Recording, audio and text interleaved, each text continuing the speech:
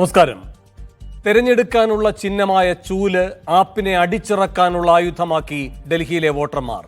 കെജ്രിവാളിനോടും കൂട്ടരോടും അടങ്ങാത്ത അതൃപ്തിയും രോഷവും ജനങ്ങൾക്കുണ്ടായിരുന്നു എന്നതിന്റെ തെളിവായി ഇന്നത്തെ ജനവിധി. ഷീലാ ദീക്ഷിതിനെയും ഒരു വേള മോദിയെയും മടയിൽ ചെന്ന് വേട്ടയാടിയ കെജ്രിവാൾ എന്ന താരം വിണ്ണിൽ നിന്നും മണ്ണിലേക്ക് കൂപ്പുകുത്തി. ന്യൂഡൽഹി മണ്ഡലത്തിൽ ദയനീയ പരാജയം. 27 വർഷത്തിന് ശേഷം ഡൽഹിയിൽ BJPയുടെ തിരിച്ചുവരവ്. സമ്പൂർണ്ണ പരാജയത്തിന്റെ ആവർത്തനത്തിലും കോൺഗ്രസ് അകമേ ചിരിക്കുന്നുണ്ട് എന്നത് വ്യക്തം. 16ഓളം മണ്ഡലങ്ങളിൽ കോൺഗ്രസ് പിടിച്ച വോട്ടുകൾ ആപ്പിനെ വീഴ്ത്തി.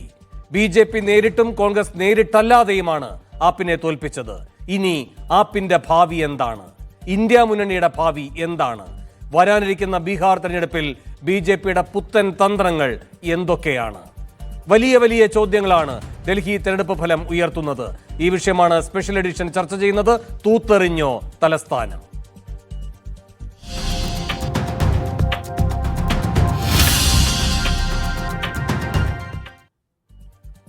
ഈ വിഷയത്തിൽ പ്രതികരിക്കാൻ BJPയിൽ നിന്ന് അഡ്വക്കേറ്റ് P. കൃഷ്ണദാസ്, കോൺഗ്രസിൽ നിന്ന് രാജു P. നായർ, ആം ആദ്മി പാർട്ടിയിൽ നിന്ന് അഡ്വക്കേറ്റ് ബേസിൽ ജോൺ, രാഷ്ട്രീയ നിരീക്ഷകൻ ബെൻസ്റ്റൺ ജോൺ എന്നിവർ സ്പെഷ്യൽ എഡിഷനിൽ തത്സമയം അതിഥികളായി പങ്കുചേരുന്നു.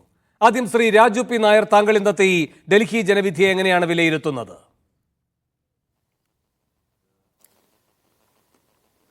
അല്ല, ഡൽഹിയിൽ ആം ആദ്മി പാർട്ടിയുടെ ഭരണത്തിനെതിരായിട്ടും അല്ലെങ്കിൽ ആം ആദ്മി പാർട്ടിയുടെ സമീപകാലത്തെ അവർ എന്തിൻ്റെ ആശയം പ്രചരിപ്പിച്ചുകൊണ്ടാണോ, ഏത് മുദ്രാവാക്യം മുൻനിർത്തിക്കൊണ്ടാണോ അവർ ഈ തെരഞ്ഞെടുപ്പ് രാഷ്ട്രീയത്തിലേക്ക് വന്നത്, അതിൽ നിന്ന് കാര്യമായ ഒരു വ്യതിചലനം ഉണ്ടായിരിക്കുന്നു എന്നുള്ളതും ആം ആദ്മി പാർട്ടിക്കെതിരായിട്ടുള്ള ആരോപണങ്ങളിൽ വലിയ രീതിയിൽ ജനങ്ങൾക്ക് അതൃപ്തി ഉണ്ടായിട്ടുണ്ടെന്നുള്ളതും വെളിവാക്കുന്ന ഒരു തെരഞ്ഞെടുപ്പായിട്ട് മാറുകയാണ്. ആം ആദ്മി പാർട്ടിയെ സംബന്ധിച്ചിടത്തോളം ഡൽഹി മാത്രമല്ല, പിന്നീട് പഞ്ചാബ് വിജയിക്കുന്ന സാഹചര്യമുണ്ടായിരുന്നു. ഇതെല്ലാം ജനങ്ങൾ അംഗീകരിച്ചത്, പ്രത്യേകിച്ചൊരു മധ്യവർഗം അംഗീകരിച്ചത് അഴിമതിക്കെതിരെയുള്ള പോരാട്ടം എന്നുള്ള നിലയിലാണ്. നമുക്കറിയാം, UPA ഗവൺമെൻറ്റിൻ്റെ അവസാന കാലഘട്ടങ്ങളിൽ ഉയർന്ന അഴിമതി ആരോപണങ്ങൾ, ആ അഴിമതി ആരോപണങ്ങളെ ആയുധമാക്കിക്കൊണ്ട് അന്നാ ഹസാരയുടെ നേതൃത്വത്തിലുണ്ടായിരുന്ന India against corruption, India against കറപ്ഷൻ്റെ പ്ലാറ്റ്ഫോമിൽ നിന്നുകൊണ്ടാണ് അരവിന്ദ് കെജ്രിവാൾ എന്ന് പറയുന്ന രാഷ്ട്രീയ പ്രവർത്തകൻ്റെ ജന്മം തുടങ്ങുന്നത്. അന്ന് അവർ എന്തിനൊക്കെയാണോ പറഞ്ഞത്, ലാളിത്യം മുതൽ അഴിമതി രഹിത ഭരണം തുടങ്ങി ഒട്ടേറെ കാര്യങ്ങൾ പറഞ്ഞിരുന്നു. പക്ഷെ കാലത്തിൻ്റെ കുത്തൊഴുക്കിൽ അവരും വലിയ രീതിയിൽ ആരോപണങ്ങൾ നേരിടുന്ന സാഹചര്യമുണ്ട്. എന്നാൽ കോൺഗ്രസിനെ സംബന്ധിച്ചിടത്തോളം ആ സമയത്ത് ഉയർത്തിക്കേട്ട ആരോപണങ്ങളിലെല്ലാം ഒരു ശത്രുപക്ഷത്ത് നിൽക്കുന്ന ഒരു ഭരണപക്ഷം കേന്ദ്രത്തിൽ ഉണ്ടായിട്ട് പോലും അവരുടെ അന്വേഷണ ഏജൻസികൾ സ്ഥിരമായി രാഷ്ട്രീയ എതിരാളികളെ വേട്ടയാടുമ്പോഴും 3G സ്കാം ആണെങ്കിലും 2G സ്കാം ആണെങ്കിലും കോൾ സ്കാം ആണെങ്കിലും അതുപോലെ തന്നെ ഹെലികോപ്റ്റർ അഴിമതിയിലാണെങ്കിലും ഒരു കേസിലും അഴിമതിയുടെ തെളിവുകളില്ല എന്ന് പറഞ്ഞുകൊണ്ട് ആ കേസുകൾ എല്ലാം അവസാനിപ്പിക്കുന്ന സാഹചര്യമുണ്ടായി. കേരളത്തിൽ, ഈ രാജ്യത്ത് ഒരു ഫാസിസത്തിലേക്ക്, വർഗീയതയിലേക്ക് ഈ രാജ്യത്തെ തള്ളിവിടുന്നതിൽ ഒരു വലിയ പങ്ക് വഹിച്ച ഒരു മൂവ്മെൻ്റ് ആയിരുന്നു ഇന്ത്യ അഗെയിൻസ്റ്റ് കറപ്ഷൻ. അതിൻ്റെ രാഷ്ട്രീയ ഒരു ആം ആദ്മി പാർട്ടി എന്ന രാഷ്ട്രീയ അസ്തിത്വവും. അതുകൊണ്ട് ജനങ്ങൾക്ക് വലിയ രീതിയിൽ അതിനോട് രോഷമുണ്ടായിരുന്നു. പിന്നീട് വർഗീയതയ്ക്കെതിരെയുള്ള പോരാട്ടത്തിൽ എവിടെയൊക്കെയോ സന്ധി ചെയ്യുന്നു എന്നുള്ള, കാരണം ഡൽഹിയിൽ വലിയ രീതിയിൽ അക്രമങ്ങളുണ്ടായി, കലാപമുണ്ടായി. ഡൽഹി കത്തുമ്പോഴും അരവിന്ദ് കെജ്രിവാൾ ഉൾപ്പെടെ അതിനകത്ത് മൗനം ദീക്ഷിച്ചതുമെല്ലാം മതേതര ചേരിയിൽ വിശ്വസിക്കുന്ന വോട്ടുകൾ അവരിൽ നിന്ന് ഒഴുകിപ്പോകുന്ന ഒരു സാഹചര്യം ഉണ്ടായിരുന്നു എന്നുള്ളത് തന്നെയാണ് മനസ്സിലാക്കുന്നത്. അതാണ് ആം ആദ്മി പാർട്ടിക്ക് ഡൽഹിയിൽ ഏറ്റവും വലിയ തിരിച്ചടി. ശരി, ശ്രീ ബെൻസ്റ്റൺ ജോൺ, ഈ രാജു P. നായരുടെ പ്രതികരണത്തിൽ നിന്നും കൂടി വ്യക്തമാകുന്ന ഒരു കാര്യമുണ്ടല്ലോ, അല്ലെങ്കിൽ അങ്ങനെ ഈ തെരഞ്ഞെടുപ്പ് ഫലത്തെ വിലയിരുത്തുന്ന നിരീക്ഷകരുമുണ്ട്, രാഷ്ട്രീയ പ്രസ്ഥാനങ്ങളുടെ പ്രതിനിധികളുമുണ്ട്. അതായത് ഇത് BJP അങ്ങ് വരിക്കുക, ഡൽഹി ജനത അത്തരമൊരു ജനവിധിയല്ല നൽകിയിരിക്കുന്നത്. ആപ്പിനോടുള്ള മോഹഭംഗം, ഈ കെജ്രിവാൾ എന്ന പ്രതിഭാസത്തോടുള്ള മോഹഭംഗം, അതിനോടുള്ള അതൃപ്തി, വിരോധം, വിയോജിപ്പ്, ഇതെല്ലാമാണ് പ്രകടമായത്. ഒരു റഫറൻഡം നടക്കുന്നു ആം ആദ്മി പാർട്ടിക്കെതിരെ, പ്രത്യേകിച്ചും അതിൻ്റെ പ്രതീകമായ കേജ്രിവാളിനെതിരെ. അതിൻ്റെ ഗുണഭോക്താവ് മാത്രമായിരുന്നു BJP എന്നാണോ വിലയിരുത്തേണ്ടത്?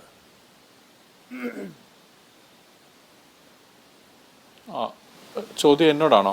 അതെ, ശ്രീ ബെൻസ്റ്റൺ ജോൺ. ഓക്കെ ഓക്കെ ആ ഫസ്റ്റ് പാർട്ട് കേട്ടില്ല. അതെ, അത് ഒരു പരിധി വരെ ഇപ്പം നമുക്ക് പ്രാഥമികമായ കണക്കുകൾ നോക്കുമ്പോൾ ഇത് പലയിടത്തും വളരെ ക്ലോസ് ആയിട്ടുണ്ടായിരുന്ന ഒരു ഇലക്ഷൻ ആണെന്ന് കൂടെ നമുക്ക് കാണുവാൻ സാധിക്കും. അത്ര കണ്ട് ഒരു വലിയ ഒരു ബി ജെ പിക്ക് വേണ്ടിയുള്ള ഒരു റെഫറൻഡം എന്നതിലുപരി ഒരു ഡിസൊല്യൂഷൻഡ് ആയിട്ടുള്ള കുറെ വോട്ടേഴ്സ് പലയിടത്തും ഉണ്ടായിരുന്നു. അത് വളരെ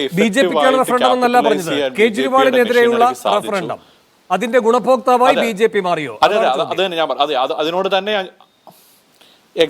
അത് തന്നെയാണ്, അതിനോട് തന്നെ ഞാൻ യോജിക്കുന്നു. അപ്പൊ നമ്മൾ ഈ ഒരു ഇതിനെ കാണേണ്ടത് ഒരു ബി ജെ പിക്ക് അനുകൂലമായിട്ടുള്ള റെഫറൻഡമായിട്ടല്ല, മറിച്ച് കേജ്രിവാൾ ഉയർത്തി കാണിച്ച പൊളിറ്റിക്സും ആം ആദ്മി പാർട്ടി ഉയർത്തി കാണിച്ച പൊളിറ്റിക്സിനോട് ഡിസൊല്യൂഷൻഡ് ആയിട്ടുള്ള ഒരു സെറ്റ് ഓഫ് വോട്ടേഴ്സിനെ വളരെ എഫക്റ്റീവായിട്ട് അതിനെ ക്യാപിറ്റലൈസ് ചെയ്യുവാൻ ബി ജെ പിയുടെ മെഷീനറിക്ക് സാധിച്ചു എന്നുള്ളതാണ്. അതിന് ഏറ്റവും നമുക്ക് പ്രധാനമായിട്ട് കാണാവുന്ന ഒരു തെളിവെന്ന് പറയുന്നത് ഈ ഇലക്ഷനിൽ ഉയർത്തിയ വിഷയങ്ങളായിരുന്നു.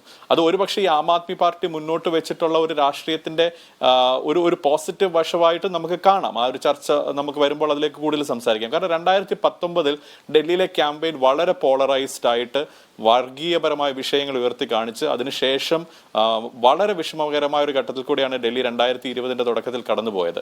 റയറ്റ്സ് ഒരു ഭാഗത്ത് നടക്കുന്നു, സി എ യുടെ വലിയ പ്രക്ഷോഭങ്ങൾ അപ്പുറത്ത് നടക്കുന്നു. അപ്പോൾ ഇതെല്ലാം നടന്നിരുന്ന ഒരു ഡൽഹി അന്നത്തെ ഇലക്ഷൻ 2019 ലോക്സഭ ഇലക്ഷൻ, 2020 നിയമസഭാ ഇലക്ഷനിൽ ഡൽഹിയിൽ ഉയർത്തി കാണിച്ച വിഷയങ്ങളും ഈ 2025 ഡൽഹി നിയമസഭാ ഇലക്ഷനിൽ എല്ലാ പാർട്ടികളും മുന്നോട്ട് വെച്ച വിഷയങ്ങളും തമ്മിൽ വലിയൊരു വ്യത്യാസം നടന്നിട്ടുണ്ട്. അപ്പോൾ ഇവിടെ ഒരു ട്രഡീഷണലി ബി ജെ പി മുന്നോട്ട് വെച്ചിട്ടുള്ള ഒരു രാഷ്ട്രീയമോ ഒന്നുമല്ല അവരുടെ മുന്നോട്ട് വെച്ചത്. അവരുടെ എന്ത് വർക്ക് ചെയ്യുമെന്ന് മനസ്സിലാക്കി വളരെ ഇഫക്റ്റീവ് ആയിക്കൊണ്ട് ഈ മോഡലിന്റെ ഗവേണൻസ് ഇഷ്യൂ ചൂണ്ടിക്കാണിച്ചു പലയിടത്തും. അതിലേക്കൊക്കെ നമുക്ക് പിന്നീട് വരാം, അത് എന്തുമാത്രം എൽ ജി ഉത്തരവാദിയാണ്. പക്ഷെ എപ്പോഴും റിപ്പീറ്റഡ്ലി എൽ ജി ആണ് ഉത്തരവാദി എന്ന് പലതിനും പറയുമ്പോഴും ഗവേണൻസ് പലയിടത്തും സ്റ്റക്കായി എന്നൊരു കാര്യം ഉയർത്തി കാണിച്ചു. പിന്നെ ഏറ്റവും പ്രധാനമായിട്ട് എനിക്ക് തോന്നുന്നത് വേറൊരു സ്ഥലത്ത് ഒരുപാടിടത്തും ഈ ഒരു ഡിസൊല്യൂഷൻ വന്നത് നമ്മൾ മാർജിനൊക്കെ കൂടുതൽ വ്യക്തമായിട്ട് പഠിച്ചാൽ മനസ്സിലാകും. ഈ മൈനോറിറ്റി വോട്ട്സും ആം ആദ്മി പാർട്ടിയോട് കൂടുതൽ അടുത്ത് നിന്ന പല വിഭാഗങ്ങളുടെ ഒരു വോട്ടിംഗ് ഇതൊക്കെ നമുക്ക് കൂടുതലായിട്ട് പഠിച്ചാൽ അത് മനസ്സിലാകത്തില്ല. എന്നിരുന്നാലും ഇന്ന് ഞാനിപ്പോൾ അല്പം മുമ്പ് വായിച്ച ഒരു ഇന്ത്യൻ എക്സ്പ്രസ്സിലെ ഒരു ആർട്ടിക്കിളിന്റെ ഒരു ഹെഡിങ് ഉണ്ട്. അതായത് ഒരു വലിയ ലെസൺ ആണ് ആം ആദ്മി പാർട്ടിക്ക്. You can be a full time political party with a freelance ideology. അപ്പൊ അത് കാരണം അവരുടെ ഐഡിയോളജി വരുമ്പോൾ എന്ന് പറഞ്ഞുകൊണ്ട് എല്ലാവരെയും ഒരുമിച്ച് കൂട്ടിച്ച് ആ ഒരു വികാരത്തിൽ അത് തന്നെ അപ്പോൾ അവിടെ തന്നെ അത് തന്നെയാണ് അവരുടെ പൊളിറ്റിക്കൽ ഐഡിയോളജിയിലേക്ക് വരുമ്പോൾ കംപ്ലീറ്റ്ലി ഫ്രീലാൻസിങ് ആയിരുന്നു. ഇവിടെ നമ്മൾ ഡൽഹി റയറ്റ്സിൽ ഏറ്റവും വിഷമകരമായ കാര്യം എന്ന് പറയുന്നത് അവിടെ കേജ്രിവാളിന്റെ സ്റ്റെപ്സ് ആണ്. ആ സ്ഥലങ്ങളൊന്ന് വിസിറ്റ് ചെയ്യുക എന്നത് പുള്ളിയുടെ ഒരു അജണ്ടയിലേ ഉണ്ടായിരുന്ന ഒരു കാര്യമല്ല. അതിനും ഇടയ്ക്ക് ഏറ്റവും ഈ അടുത്ത ദിവസങ്ങളിൽ വൈറലായ ഒരു വീഡിയോ ആണ് ആതിഷി, ഡൽഹി മുൻ മുഖ്യമന്ത്രിയോടെ ആതിഷി ശ്രീനിവാസ് ജെയിന്റെ ഒരു ഇന്റർവ്യൂവിലിരുന്ന് വളരെ എന്താ പറയുക കംപ്ലീറ്റ്ലി ഫോക്സ്ഡ് അവർ റിപ്പീറ്റഡ്ലി സ്ട്രഗിൾ ചെയ്യുന്ന ഒരു റോഹിംഗ്യൻ മുസ്ലിംസിന്റെ വിഷയത്തിൽ. അപ്പോൾ റോഹിംഗ്യൻ മുസ്ലിംസിനെ സെർച്ച് ചെയ്തുകൊണ്ട് ഡൽഹിയിലെ ഗവൺമെന്റ് സ്കൂളുകളിൽ ആം ആദ്മി പാർട്ടി ഇറങ്ങുമെന്ന രീതിയിലേക്കൊക്കെ അവരുടെ രാഷ്ട്രീയം മാറിയപ്പോൾ അതൊരു വലിയ വിഭാഗത്തെ ഡിസൊല്യൂഷൻ ചെയ്തിട്ടുണ്ട്. ഇപ്പോഴും പലപ്പോഴും നമ്മൾ പല മൈനോറിറ്റി വോട്ട്സ് സെക്ഷൻസ് നോക്കിക്കഴിഞ്ഞാൽ അവിടെ ആം ആദ്മി പാർട്ടി വിജയിച്ചു എന്ന് കണ്ടാലും അവിടെ പലയിടത്തും ബി ജെ പിക്ക് അവരുടെ വോട്ടിംഗ് പെർസെൻറ്റേജ് കൂട്ടുവാൻ സാധിച്ചു. പക്ഷെ ഒരിടത്തും തന്നെ ഒരുപക്ഷെ വളരെ വർഗീയമായ വിഷയങ്ങളൊന്നും ഉയർത്തി കാണിക്കാതെ ഗവേണൻസിന്റെ പേരിലാണ് 3 പാർട്ടികളും വെൽഫെയർ സ്കീംസിന്റെ ആയിരിക്കാം ഒരുപക്ഷെ നമുക്കിതൊരു വലിയൊരു ബി ജെ പിക്ക് അനുകൂലമായിട്ടൊരു റെഫറൻഡം അല്ല, മറിച്ച് ഈ ഒരു ഗവേണൻസ് മോഡലിന്റെ ഫ്ലോസിനെ വ്യക്തമാക്കിക്കൊണ്ട് നടന്ന ഒരു ക്യാമ്പയിനിൽ പിന്നെ നമ്മൾ പലവട്ടവും ഈ ദിവസങ്ങളിലെല്ലാം ചർച്ച ചെയ്ത് ഡൽഹിയിലെ ഇലക്ഷൻ എന്ന് പറയുന്ന ഒരു ക്ലാസ് ഒരു കോൺടെസ്റ്റ് മാറിയിരുന്നു. അവിടെ വ്യക്തമായി ബി ജെ പിയുടെ മെഷീനറി വർക്ക് ചെയ്തിട്ടുണ്ട്. ഗ്രൗണ്ടിൽ ഇറങ്ങിക്കൊണ്ടുള്ള അവരുടെ ഒരു പ്രവർത്തനം തന്നെയാണ് ഇത്തരത്തിലുള്ള ഒരു റിസൾട്ടിലേക്ക് വഴിതെളിച്ചതെന്നാണ് എനിക്ക് തോന്നുന്നത്. ശരി, അഡ്വക്കേറ്റ് പി കൃഷ്ണദാസ്, സാധാരണഗതിയിൽ ഈ തെരഞ്ഞെടുപ്പിന്റെ ഘട്ടങ്ങളിൽ അതിൻ്റെ ആഖ്യാനം, അതിൻ്റെ നറേറ്റീവ് തീരുമാനിക്കുക മോദിയാണ്, ബി ജെ പി ആണ്. അങ്ങനെ ഒരു രീതിയാണ് കണ്ടുവന്നിട്ടുള്ളത്. മറ്റുള്ളവർ പിന്നെ ഒന്നുകിൽ അതിനെ പ്രതിരോധിക്കണം അല്ലെങ്കിൽ ആ വലയിൽ കൊത്തണം. ഇങ്ങനെ ഒരു അവസ്ഥയാണ് പൊതുവിൽ കണ്ടിട്ടുള്ളത്. എന്നാൽ ഡൽഹിയുടെ കാര്യത്തിൽ അങ്ങനെയല്ല.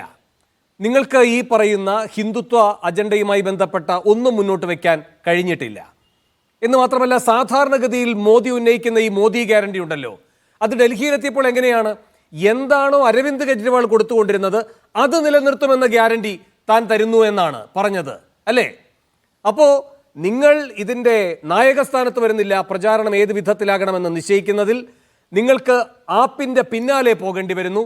ആപ്പ് എന്താണോ ചെയ്തത് അത് നിലനിർത്തും എന്ന ഉറപ്പ് കൊടുക്കുന്നു. പിന്നെ അതിനേക്കാൾ കടന്നുള്ള വാഗ്ദാനങ്ങൾ നൽകുന്നു. ഈ ഫ്രീ ബീസിന് മുഴുവനെതിരായിരുന്നു മോദി പ്രത്യേകിച്ച്. അതിനോടെല്ലാം വിട പറഞ്ഞുകൊണ്ട് ആപ്പ് എന്താണോ ഉണ്ടാക്കിയത് വിശ്വാസ്യത ആർജിക്കാൻ അതേ വഴി നിങ്ങൾക്ക് നടക്കേണ്ടി വന്നില്ലേ? ചുരുക്കത്തിൽ ആം ആദ്മി പാർട്ടി അധികാരത്തിൽ നിന്ന് മാറ്റി ആം ആദ്മി സർക്കാർ എന്താണോ ചെയ്തത് അതിന്റെ തുടർച്ച മോദിക്ക് നൽകുകയാണോ ഡൽഹിയിലെ ജനവിധിയിലൂടെ ജനങ്ങൾ നൽകിയത്? വേണു, അങ്ങ് കേരളത്തിലെ ഒരുപക്ഷെ ഇന്ത്യയിലെ തന്നെ ഏറ്റവും മലയാള മാധ്യമ പ്രവർത്തകരിൽ ഏറ്റവും ശക്തനായ ഒരു വക്താവാണല്ലോ. രാജ്യത്തെ തെരഞ്ഞെടുപ്പുകളെ വിലയിരുത്തുമ്പോൾ സ്വാഭാവികമായും ആ സംസ്ഥാനം ഭരിക്കുന്ന പാർട്ടി എന്നുള്ള നിലക്ക് ആ പാർട്ടിയുമായി ബന്ധപ്പെട്ടുകൊണ്ടോ അവരുടെ നയങ്ങളുമായി ബന്ധപ്പെട്ടുകൊണ്ടോ ഒരു നിലപാട് മാറ്റമോ ഒക്കെ ഉണ്ടാകും. ഇവിടെ എന്താ കാണേണ്ടത്? ബഹുമാനപ്പെട്ട ശ്രീ ബെസ്റ്റൺ അദ്ദേഹം പറഞ്ഞപ്പോഴും അങ്ങ് അദ്ദേഹത്തിനോട് ചോദിച്ച ചോദ്യവും എന്നോട് ചോദിച്ച ചോദ്യവും ഏതാണ്ട് സമാനമാണ്. ആം ആദ്മി പാർട്ടിയെ വട്ടം ചുറ്റിക്കൊണ്ടല്ലേ BJPയുടെ രാഷ്ട്രീയ നയം എന്നുള്ളത്. 1952 ആദ്യത്തെ ഡൽഹി സംസ്ഥാനത്തെ മന്ത്രിസഭയുണ്ടാകുന്നത്. 56 മുതൽ 93 വരെ അവിടെ നിയമസഭയില്ല. 52 അസംബ്ലിയിലെ സീറ്റിംഗ് സിറ്റുവേഷൻ കോൺഗ്രസ്സിന് 39ഉം അന്നത്തെ ജനസംഘത്തിന് 5ഉമാണ്. 93 BJP 49ഉം കോൺഗ്രസ് 14ഉമാണ്. പിന്നീട് ഇങ്ങോട്ടേക്ക് 2013 വരെ ആ ഡൽഹിയുമായി ബന്ധപ്പെട്ടുകൊണ്ടുള്ള അസംബ്ലി സീറ്റുകൾ കോൺഗ്രസും BJPയും മാത്രമായിരുന്നു. 2013 ശേഷം അത് ആം ആദ്മി പാർട്ടിയും BJPയുമായി മാറി. എന്ന് പറഞ്ഞാൽ കോൺഗ്രസ്സിന് അതുവരെ ഉണ്ടായിരുന്ന ഒരു മേൽക്കൈ നഷ്ടപ്പെടുകയും സീറ്റുകൾ നഷ്ടപ്പെടുകയും ചെയ്തു. വോട്ട് നഷ്ടപ്പെട്ടു എന്ന് ഞാൻ പറയില്ല, അവർക്ക് പെർസെൻറ്റേജ് കൂടിയും കുറഞ്ഞ വോട്ടുകൾ കിട്ടിയിട്ടുണ്ട്. പക്ഷെ അതെല്ലാം ആം ആദ്മി പാർട്ടിയിലേക്ക് കഴിഞ്ഞ 10 വർഷത്തിനിടയിൽ ഷിഫ്റ്റ് ചെയ്യപ്പെട്ടു. സ്വാഭാവികമായും ചില സ്ഥലങ്ങളിൽ അസംബ്ലി എന്നുള്ള നിലക്ക് BJPക്കും ചില കുറവുകൾ ഉണ്ടായിട്ടുണ്ട്. നമ്മൾ ഈ അസംബ്ലി തെരഞ്ഞെടുപ്പിനെ വിലയിരുത്തുമ്പോൾ ആം ആദ്മി പാർട്ടിയുടെ രാഷ്ട്രീയം എന്തായിരുന്നു? 2013 അവർ അഴിമതിക്കെതിരായി കൊണ്ടുവന്ന ഒരു ജനകീയ മുന്നേറ്റത്തിൻ്റെ ഭാഗമായി രൂപപ്പെട്ട ഒരു രാഷ്ട്രീയ പാർട്ടി. അതിനെ രാഷ്ട്രീയ പാർട്ടി എന്ന് തികച്ചു വിളിക്കാമോ എന്ന് എനിക്കറിയില്ല. പക്ഷേ സ്വാഭാവികമായും അധികാരത്തിൽ വരുന്ന പാർട്ടി എന്നുള്ള നിലക്ക് അവർക്ക് അതിനുള്ള അവകാശമുണ്ടല്ലോ. സ്വാഭാവികമായും അവരൊരു രാഷ്ട്രീയ പാർട്ടിയാണ്. പക്ഷേ എന്തായിരുന്നു അവരുടെ പ്രഖ്യാപിത നയം അല്ലെങ്കിൽ അതുമായി ബന്ധപ്പെട്ടുകൊണ്ടുള്ള അവരുടെ നിലപാടുകൾ? അഴിമതിക്കെതിരായ പാർട്ടി എന്നുള്ളതാണ്. 5 വർഷം കഴിഞ്ഞപ്പോൾ പിന്നീട് വന്ന രണ്ടാമത്തെ ഗവൺമെൻറ്റിൽ ആ പാർട്ടി എന്തായി മാറി? രാജ്യത്ത് ഏറ്റവും വലിയ അഴിമതി നടത്തുന്നൊരു പാർട്ടി ഏത് മാറി?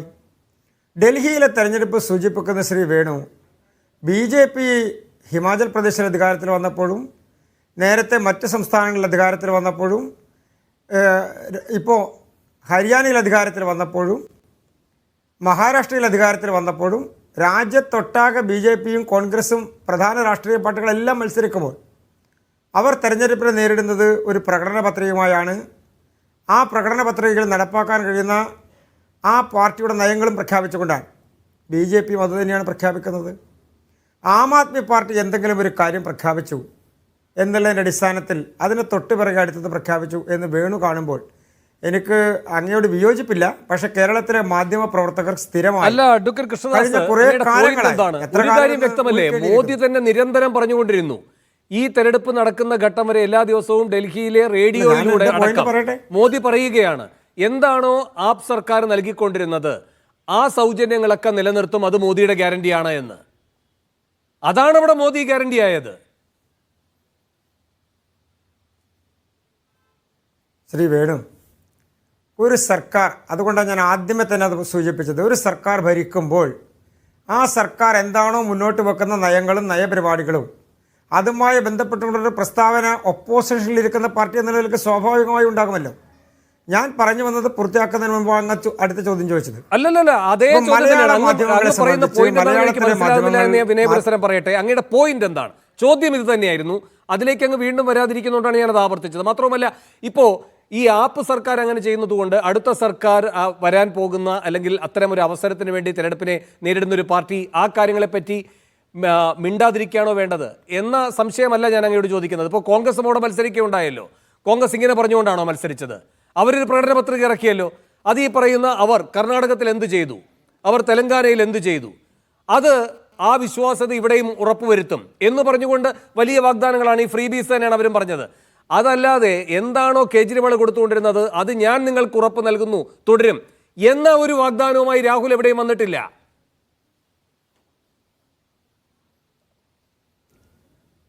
ശ്രീ വേണു, അതാ ഞാൻ പറഞ്ഞത്. മഹാരാഷ്ട്രയിലെ തെരഞ്ഞെടുപ്പിൻ്റെ സമയത്തും മറ്റ് സംസ്ഥാനങ്ങളിലെ തെരഞ്ഞെടുപ്പിൻ്റെ സമയത്തുമെല്ലാം എക്കാലത്തും ബി ജെ പി ഒരു പൊളിറ്റിക്കൽ പാർട്ടി എന്ന നിലക്ക് ഞങ്ങൾ മുന്നോട്ട് വെക്കുന്ന ഞങ്ങളുടെ മാനിഫെസ്റ്റോ ഉണ്ട്.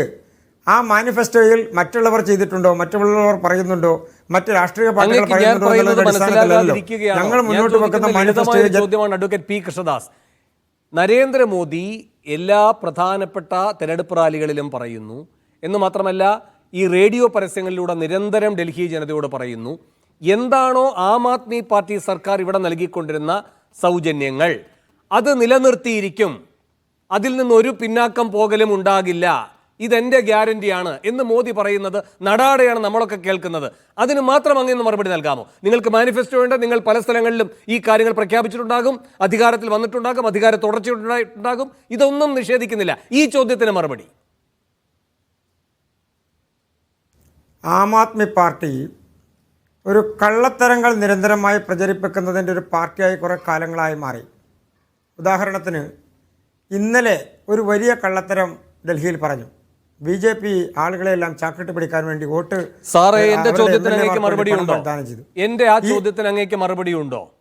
അല്ല, ഞാൻ അങ്ങയുടെ ചോദ്യത്തിന് എനിക്ക് ഉത്തരം പറയാനുള്ള അവസരം തരണ്ടേ? എത്ര സമയമായി സാറേ അങ്ങ് പറയുന്നില്ല? അല്ലെങ്കിൽ അങ്ങേക്ക് ചോദ്യങ്ങൾ ചോദിച്ചുകൊണ്ടിരിക്കുക, എനിക്ക് അതിനകത്ത് പരാതിയില്ല. അല്ല, അങ്ങ് പറയുന്നത് തന്നെ ഞാൻ പറയണമെന്ന് ശടിക്കരുതെന്ന് എനിക്കൊരു. ഞാൻ അതിലേക്കാണ് വരുന്നത്, ഞാൻ അങ്ങയുടെ ചോദ്യത്തിലേക്ക് തന്നെയാണ് വരുന്നത്. അങ്ങ് ആദ്യമേ അത് തന്നെ പറയണം എന്ന് വാശി പിടിക്കരുത്, അത്രയേ ഉള്ളൂ.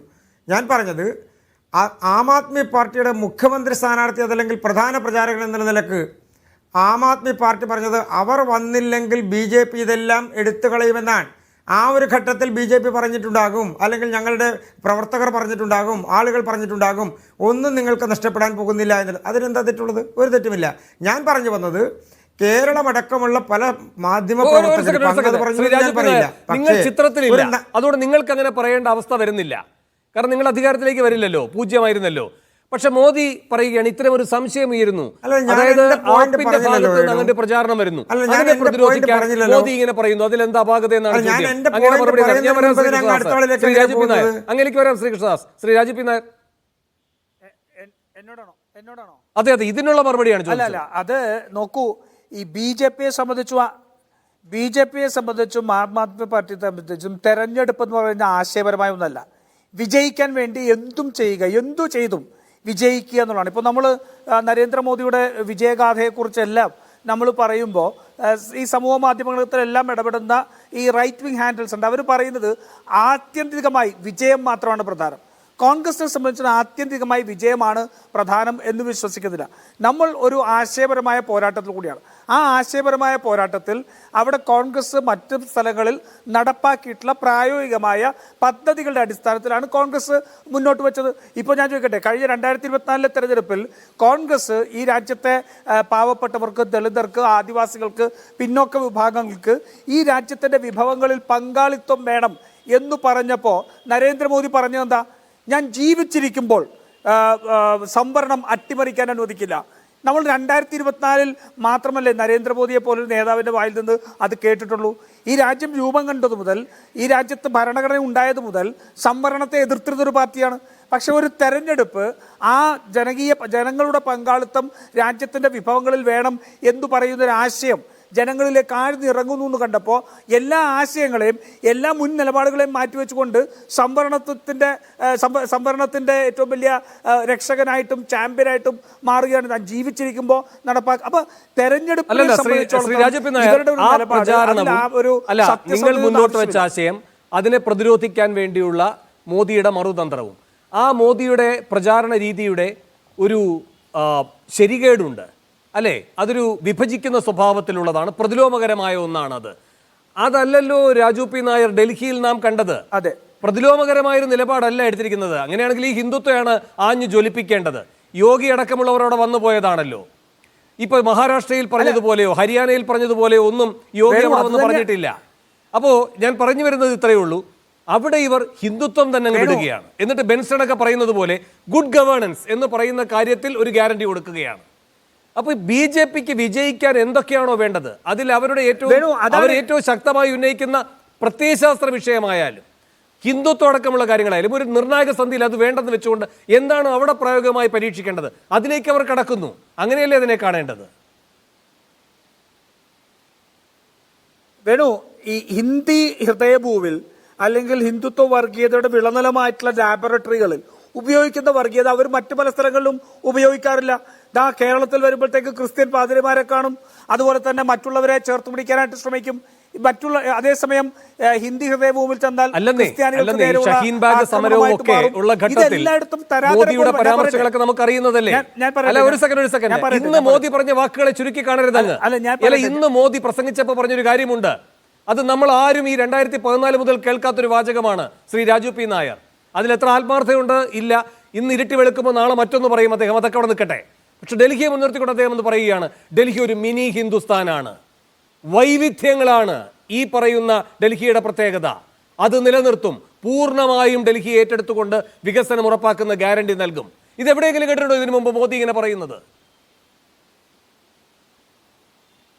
അല്ല വേണു, അത് തന്നെയാണ് ഡൽഹി എന്ന് പറയുന്ന മിനി പാകിസ്ഥാൻ നമ്മുടെ നാട്ടിൽ പറഞ്ഞാണ്.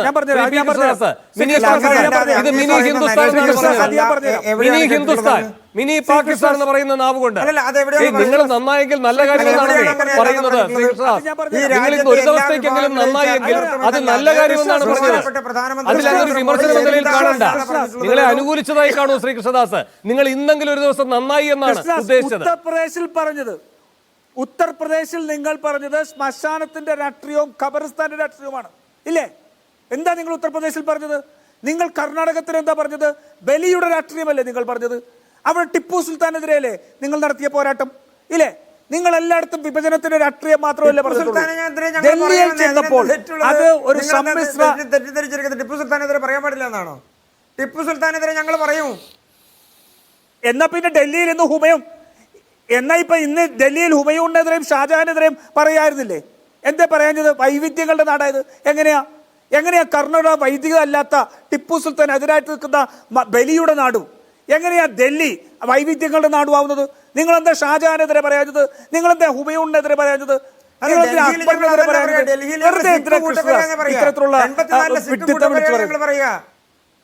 ഞങ്ങൾ അത് തന്നെ പറഞ്ഞത്.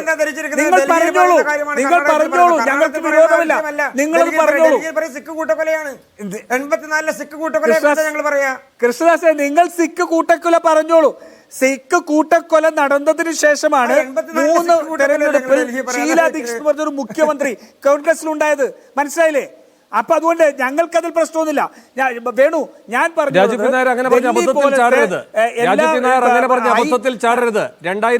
ഗോത്രയ്ക്ക് ശേഷം തുടർച്ചയായ ഭരണം തന്നെയാണ് മോദിക്കും കിട്ടിയിട്ടുള്ളത്. ശ്രീ രാജു പി നായർ,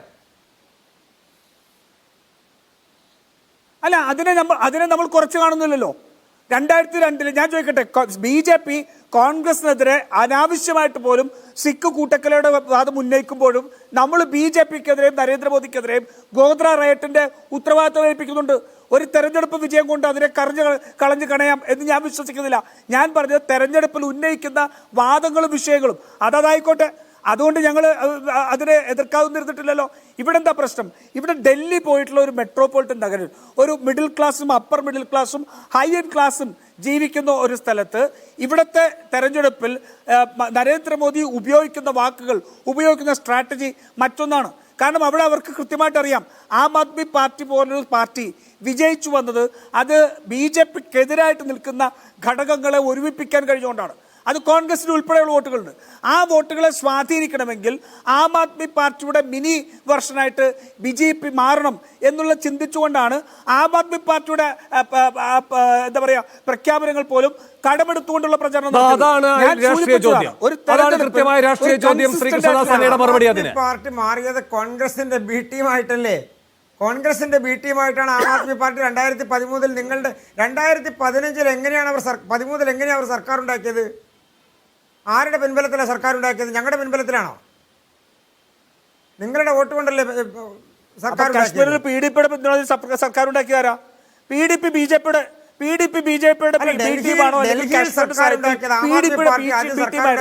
നിങ്ങളുടെ പിൻബലത്തോട് കൂടിയിട്ടാണ്, ഞങ്ങളുടെ പിൻബലത്തോട് നിങ്ങളുടെ വോട്ടാണ് അവർ മൊത്തം ചോർത്തിക്കൊണ്ടുപോയത്. ചോർത്തിക്കൊണ്ടുപോയത് ഞങ്ങളുമായിട്ട്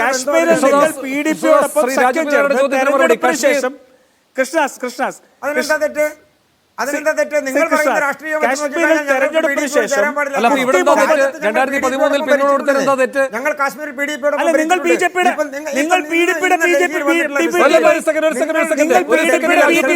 ഒരു second Shri Raju P Nair, advocate P Krishnadas,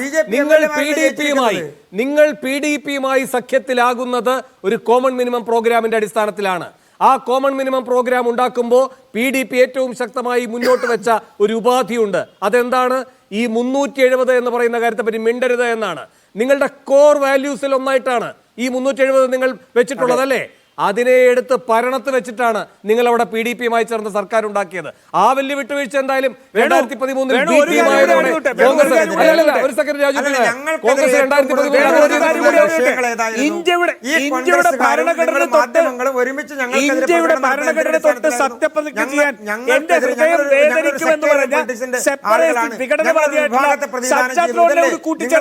നിരന്തരമായിട്ടുള്ള പ്രചരണം ഇന്നത് എവിടെ പൊട്ടിപ്പൊളിഞ്ഞു പോയില്ലേ? ഡൽഹിയിലെ റിസൾട്ടിൽ അതെല്ലാം പൊട്ടിപ്പൊളിഞ്ഞു പോയില്ലേ?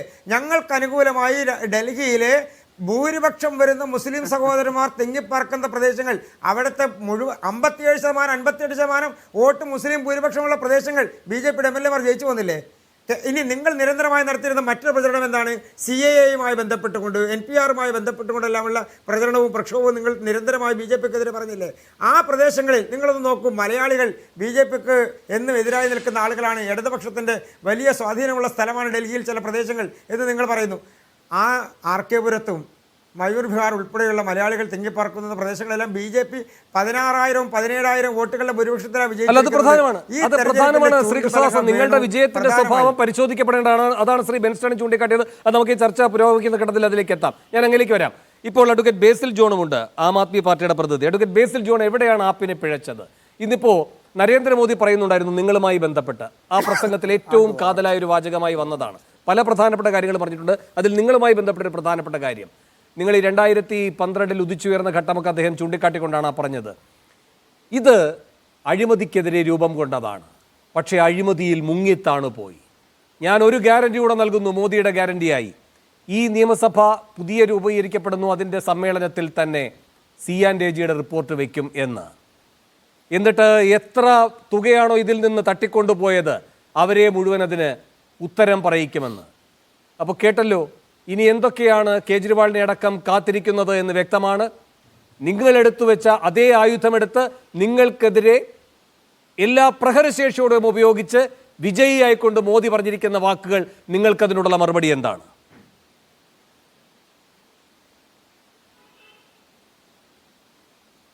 അദ്ദേഹം അത് പ്രയോഗിച്ചോട്ടെ. കാരണം പലപ്പോഴും മറ്റ് സംസ്ഥാനങ്ങളിൽ, മഹാരാഷ്ട്രയിലും രാജസ്ഥാനിലും മറ്റ് സംസ്ഥാനങ്ങളിലുമൊക്കെ ഇത്തരത്തിൽ ഭീഷണിപ്പെടുത്തി പല പാർട്ടി, പ്രത്യേകിച്ച് കോൺഗ്രസിലെയും മറ്റു പാർട്ടികളിലെയും ഒക്കെ MLA-മാരെ കൂടെ കൂട്ടുകയും ഓപ്പറേഷൻ താമര നടത്തുകയൊക്കെ ചെയ്തിട്ടുണ്ടല്ലോ.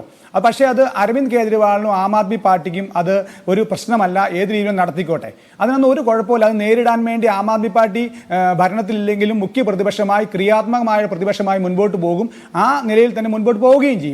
പിന്നെ അതോടൊപ്പം തന്നെ ഞാൻ ഒരു കാര്യം പറഞ്ഞോളട്ടെ. ബഹുമാനായ BJP-യുടെ പ്രതിനിധി പറഞ്ഞു വന്നു, ഈ ഫ്രീ ബീസ് കൊടുക്കുമ്പോൾ, അല്ലെങ്കിൽ സൗജന്യങ്ങൾ കൊടുക്കുമ്പം അതിനെ BJP ശക്തമായിട്ട് എതിർത്തതാണ്. കോൺഗ്രസും ആ കൂടെ എതിർത്തതാണ്. എന്നിട്ട് അവർ സുപ്രീം കോടതിയിൽ വരെ പല ആളുകളെ കൊണ്ട് ഹർജി കൊടുപ്പിക്കുകയും ഇത് ഒരു തെരഞ്ഞെടുപ്പിൽ ജനാധിപത്യ സംവിധാനത്തിൽ ഫ്രീ ബീസ് വേണ്ട, അത് ജനാധിപത്യ സംവിധാനത്തിൽ തെരഞ്ഞെടുപ്പുമായി ബന്ധപ്പെട്ട് നല്ലതല്ല എന്ന് പറഞ്ഞു. എന്നിട്ട് ഈ കേജ്രിവാൾ കൊണ്ടുവന്ന ഫ്രീ ബീസ് തന്നെ കൊടുക്കാമെന്ന് ഡൽഹിയിലെ ജനങ്ങളോട് പറയേണ്ട അവസ്ഥ വന്നു. കാരണം എന്താ? അതാണ് ഡൽഹിയിലെ ജനങ്ങളോട്, അല്ലെങ്കിൽ ഡൽഹിയിൽ ആം ആദ്മി പാർട്ടി വന്നതുകൊണ്ടുള്ള ഏറ്റവും വലിയ വിജയം എന്ന് ഞാൻ വിശ്വസിക്കുന്നത്. അവിടെ ഹിന്ദുത്വവും വർഗീയതയും പറഞ്ഞുകൊണ്ട് ഇന്ത്യയിലെ എല്ലാ സംസ്ഥാനങ്ങളിലും പാർലമെന്റ് തെരഞ്ഞെടുപ്പിലും നിയമസഭാ തെരഞ്ഞെടുപ്പിലും ഒക്കെ ഹിന്ദുത്വവും വർഗീയതയും പറഞ്ഞുകൊണ്ട്, മതത്തിന്റെ പേര് പറഞ്ഞുകൊണ്ട് വോട്ട് പിടിച്ചുകൊണ്ടിരുന്ന BJP ഇവിടെ വന്ന് കേജ്രിവാൾ കൊടുക്കുന്ന എല്ലാ ക്ഷേമ പ്രവർത്തനങ്ങളും അല്ലെങ്കിൽ എല്ലാ ആനുകൂല്യങ്ങളും കൊടുക്കുമെന്നും, അതുകൂടാതെ കേജ്രിവാൾ 2,100 രൂപ വനിതകൾക്ക് കൊടുക്കുമെന്ന് പറഞ്ഞപ്പോൾ ലേലം വിളിക്കും പോലെ ഞങ്ങൾ 2,500 കൊടുക്കും. 3 തവണയാണ് പ്രകടന പത്രികയുമായി വന്നത്, 3 തവണ വീണ്ടും കൊടുക്കുമെന്ന് പറഞ്ഞുകൊണ്ട്. അപ്പോൾ ഒരു കാര്യം എന്താണെന്ന് വെച്ചാൽ, ഇവർ വിചാരിക്കും പോലെ ഒരു വർഷം കഴിയട്ടെ, നമുക്ക് നോക്കാം. ഇവരെല്ലാ സംസ്ഥാനങ്ങളിലും മറ്റ് സംസ്ഥാന ഇന്ത്യയിലെ ഉത്തരേന്ത്യൻ സംസ്ഥാനങ്ങളും മറ്റ് സംസ്ഥാനങ്ങളും ഒക്കെ ചെയ്യും പോലെ ചാണകവും ഗോമൂത്രവും കൊണ്ട് വോട്ട് പിടിക്കാമെന്ന് വിചാരിച്ചിരിക്കുന്ന ആളുകൾ ഈ രീതി മാറ്റിയിട്ട് ജനക്ഷേമ പ്രവർത്തനങ്ങളും ഫ്രീബീസും ഒക്കെ കൊടുക്കാമെന്ന് പറഞ്ഞത് തന്നെ ആം ആദ്മി പാർട്ടിയുടെ വലിയ വിജയമാണ്. ആം ആദ്മി പാർട്ടി തോൽവി അംഗീകരിക്കുന്നു. അരവിന്ദ് കെജ്രിവാൾ പറഞ്ഞില്ല, ന്യായവും ചട്ടം ഒന്നും അദ്ദേഹം പറഞ്ഞില്ല. അദ്ദേഹം പറഞ്ഞ എന്താ, ക്രിയാത്മകമായ പ്രതിപക്ഷമായ ആം ആദ്മി പാർട്ടി ഇരിക്കും. പക്ഷേ ഞങ്ങൾ തുടർന്ന ഒരു കാര്യം, ഞങ്ങൾ ജനങ്ങൾക്ക് വേണ്ടി, നിങ്ങൾ പറയുമ്പോൾ നിങ്ങൾക്ക് വലിയ പ്രത്യയശാസ്ത്രമുണ്ടെന്ന്. നിങ്ങളുടെ പ്രത്യയശാസ്ത്രം എന്താ? വർഗീയതയാ. നിങ്ങളുടെ പ്രത്യയശാസ്ത്രം ഹിന്ദുത്വ. ആ ഹിന്ദുത്വവും വർഗീയതയും ഒക്കെ നിങ്ങൾ മുൻപോട്ട് കൊണ്ടുപോകുമ്പോൾ അതിനേക്കാൾ മെച്ചമായി പ്രത്യയശാസ്ത്രം എന്ന് പറയുന്നത് ജനക്ഷേമമാണെന്ന് ഡൽഹിയിലെ ജനങ്ങൾ തിരിച്ചറിയിച്ചു കൊടുത്തു, ഇന്ത്യൻ ജനതയ്ക്ക് തിരിച്ചറിയിച്ചു കൊടുത്തു. അതായത് ജനക്ഷേമമാണ് ഞങ്ങളുടെ പ്രത്യയശാസ്ത്രം, അഴിമതി ഇല്ല എന്ന് ഞങ്ങൾ പറഞ്ഞിട്ടുണ്ട്, കൃത്യമായി പറഞ്ഞു തന്നെയാ. ഈ അഴിമതി ആരോപണങ്ങളല്ലാതെ ഇന്നേ വരെ ആം ആദ്മി പാർട്ടിയുമായി ബന്ധപ്പെട്ട അഴിമതി ശിക്ഷിക്കപ്പെട്ടിട്ടൊന്നുമില്ലല്ലോ. അപ്പൊ അഴിമതി ആരോപണം നിങ്ങൾ എത്ര വേണമെങ്കിലും ഉന്നയിച്ചോ. ഇനി ജിയാനജി റിപ്പോർട്ട് നിങ്ങൾ വരുമെന്ന് പറഞ്ഞ് കേജ്രിവാളിനെ അകത്തിട്ട് ഒന്ന് ഭീഷണിപ്പെടുത്തിക്കോ. അതുകൊണ്ടൊന്നും കേജ്രിവാൾ പിന്നോട്ട് പോകില്ല. കാരണം അദ്ദേഹം വന്നത് 10-15 വർഷം ചേരിയിൽ കിടന്ന ആളുകളുമായി ബന്ധപ്പെട്ട് ഡൽഹിയിലെ അടിസ്ഥാന വർഗവുമായി സംസാരിച്ച് അവരുടെ ബുദ്ധിമുട്ടുകൾ അറിഞ്ഞുകൊണ്ട് അവരുടെ പേപ്പറുകൾ ഫില്ല് ചെയ്തുകൊണ്ട് ഒരു IRS ഉദ്യോഗസ്ഥനായി അദ്ദേഹം കടന്നു വന്നതാണ്. അദ്ദേഹം വന്നത് വലിയ വലിയ ശമ്പളം മേടിച്ചുകൊണ്ട് അദ്ദേഹവും ഭാര്യയും വലിയ ഉദ്യോഗം വേണ്ടെന്ന് വെച്ചാണ് ജനക്ഷേമത്തിന് ഇറങ്ങിയത്. അതുകൊണ്ട് ജയിലിൽ പോകുമെന്ന് പറഞ്ഞോ അല്ലെങ്കിൽ ഭീഷണിപ്പെടുത്തിയാലൊന്നും തളരുന്ന ഒരു പാർട്ടിയല്ല ആം ആദ്മി പാർട്ടി, തളരുന്ന ഒരു പാർട്ടിയല്ല ആം ആദ്മിയുടെ നേതാക്കന്മാരും.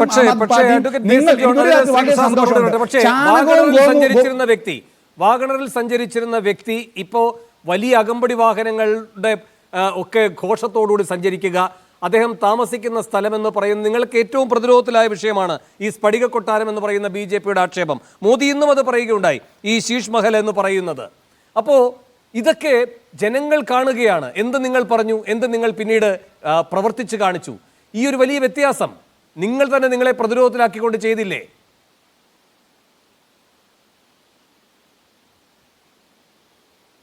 അല്ല, ഈ ഞാൻ പറഞ്ഞില്ല, ഇത് പറയുന്നതല്ലാതെ ഞാൻ ഈ ഡൽഹിയിൽ തെരഞ്ഞെടുപ്പുമായി ബന്ധപ്പെട്ട് 10 ദിവസം അവിടെ ഉണ്ടായിരുന്നു. അപ്പോൾ ഞാൻ അദ്ദേഹം വരുന്നത് കണ്ടതാണ്, അദ്ദേഹം തെരഞ്ഞെടുപ്പ് പ്രവർത്തനം ഇറങ്ങുന്നത് കണ്ടതാണ്. അദ്ദേഹത്തെ 12 കൊല്ലം മുമ്പ് എങ്ങനെ കണ്ടോ അതേ രീതിയിൽ തന്നെയാണ് അദ്ദേഹത്തിന്റെ വേഷത്തിലും പാവത്തിലും എനിക്ക് തോന്നിയിട്ടുള്ളത്. പിന്നെ ഈ പോലീസ് അകമ്പടി എന്ന് പറഞ്ഞാൽ അദ്ദേഹം പോകുന്ന സ്ഥലത്തെല്ലാം BJP ആക്രമിക്കുകയാണ്, ആസിഡ് ഒഴിക്കുകയാണ്, മഷി ഒഴിക്കുകയാണ്, ചെരുപ്പറിയുകയാണ്.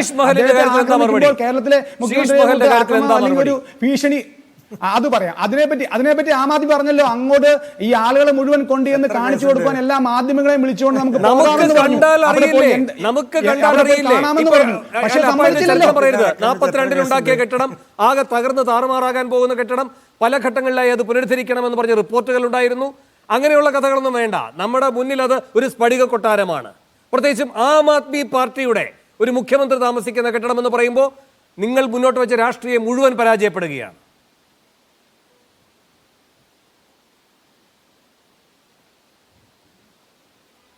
അഡ്വക്കേറ്റ് ബേസിൽ ജോൺ, മമത എവിടെയാണ് താമസിക്കുന്നതെന്ന് അറിയാമല്ലോ. അല്ലെങ്കിൽ ഒന്നുമല്ല, മമത എവിടെയാണ് താമസിക്കുന്നതെന്ന് അറിയാമല്ലോ.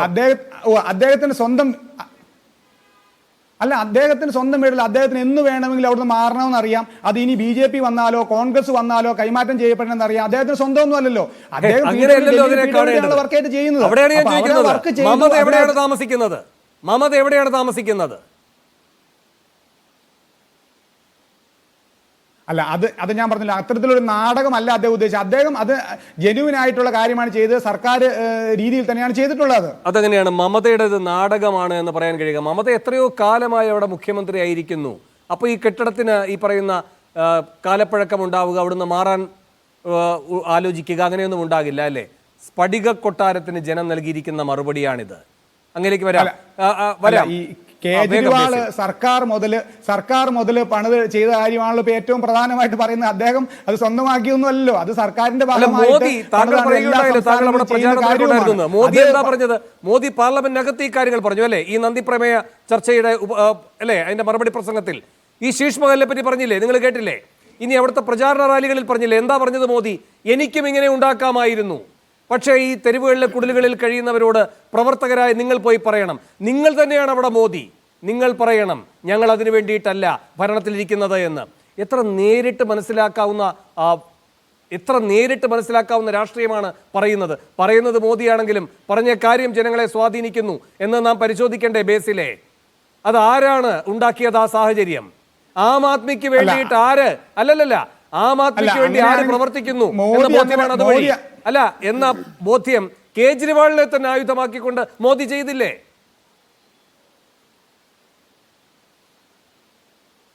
അല്ല, മോദി ഇത്തരം കാര്യങ്ങൾ പറഞ്ഞല്ലോ. മോദിയുടെ കോട്ടിന്റെ വിലയെ പറ്റിയൊക്കെ വലിയ വിവാദങ്ങൾ വന്നതാണല്ലോ.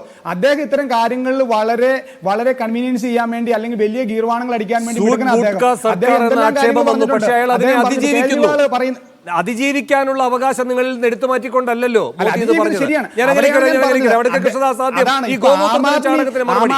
ഗോമൂത്രവും ചാണകവും കൊണ്ട് നടക്കില്ല. അപ്പോ ഒരു മിനി ഹിന്ദുസ്ഥാനല്ല, ഒരു മിനി കേജ്രിവാളായി, ഒരു മിനി ആം ആദ്മി പാർട്ടിയായി മോദിയും BJP മാറി. ഇതാണ് ബേസിൽ പറയുന്നത്. മറുപടി അല്ല, ഈ ആം ആദ്മി പാർട്ടിയുടെ നേതാക്കന്മാർ ധരിച്ചിരിക്കുന്നത് അവരുടെ പാർട്ടി ഉണ്ടായതിനു ശേഷമാണ് BJP ഉണ്ടായത്, ഡൽഹി ഉണ്ടായത് എന്ന് ധരിക്കുന്നവരോട് നമ്മൾ എന്താ പറയുക? ഒരു തെരഞ്ഞെടുപ്പ് നടക്കുമ്പോൾ ആ തെരഞ്ഞെടുപ്പിൽ നടക്കുന്ന പ്രവർത്തനത്തെയും അതിൻ്റെ മുന്നിൽ നടക്കുന്ന രാഷ്ട്രീയ പ്രവർത്തനത്തെയും രാഷ്ട്രീയമായി കാണുന്നവരും വ്യക്തിപരമായി കാണുക. ആ സർക്കാർ ഉണ്ടായത് അത് എൻ്റേതാണ് എന്ന് ധരിക്കുന്ന മുഖ്യമന്ത്രി, എനിക്ക് എന്ത് നടപടിയും അവിടെ സ്വീകരിക്കാം, എന്ത് അഴിമതി ചെയ്യാം എന്ന് ധരിക്കുന്ന ആളുകൾ, അങ്ങനെയുള്ള ആളുകൾ ഒരാളല്ലല്ലോ, എത്ര മന്ത്രിമാർ അവർ കേസിൽപ്പെട്ടു. അതുമായി ബന്ധപ്പെട്ടുകൊണ്ട് മറ്റ് സംസ്ഥാനങ്ങളിൽ നിന്നുള്ള നേതാക്കന്മാർ വരെ കേസിൽപ്പെട്ടു. കൊലപാതക കേസിൽ അമിത്ഷാ അകത്ത് കടന്നിട്ടില്ലേ? അങ്ങനെ അമിത്ഷാ അകത്ത് കടന്നിട്ടില്ലേ? അതും ഗുജറാത്തിലല്ല, അത് സുപ്രീം കോടതി ഇടപെട്ട് ബോംബെയിൽ കൊണ്ടാണ് കിടത്തിയത്. വേണു, അതിന്റെ കേസ് നടത്തിപ്പ് ഞങ്ങൾ എന്താ അന്നും പറഞ്ഞത്? അല്ല, ഞങ്ങൾ എന്താ അന്നും പറഞ്ഞത്? ആ കേസിൽ നടപടി നടക്കട്ടെ, നിയമ നടപടി നടക്കട്ടെ. ജയിലിൽ കിടന്ന കഥ ഏതെങ്കിലും പറയുകയാണത് അല്ലല്ലോ. ഏത് കേസിന്റെ പുറത്തായിരുന്നു?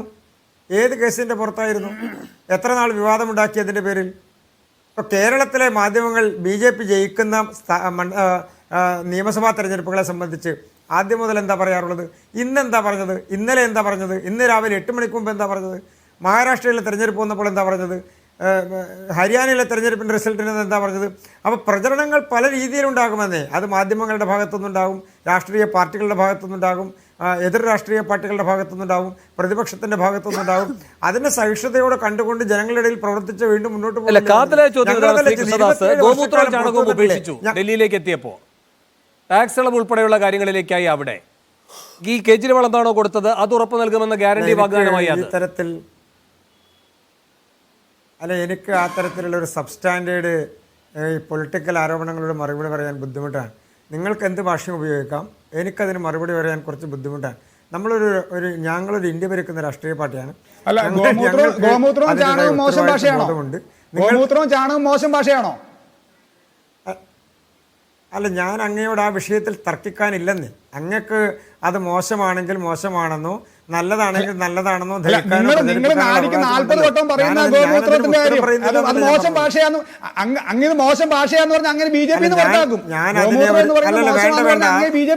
തർക്കത്തിലേക്കൊന്നും ഞാനില്ലെന്ന്. അല്ല, ഞാൻ ആ മിസ്റ്റർ ബേസിൽ ഞാൻ ആ തർക്കത്തിലേക്കില്ല.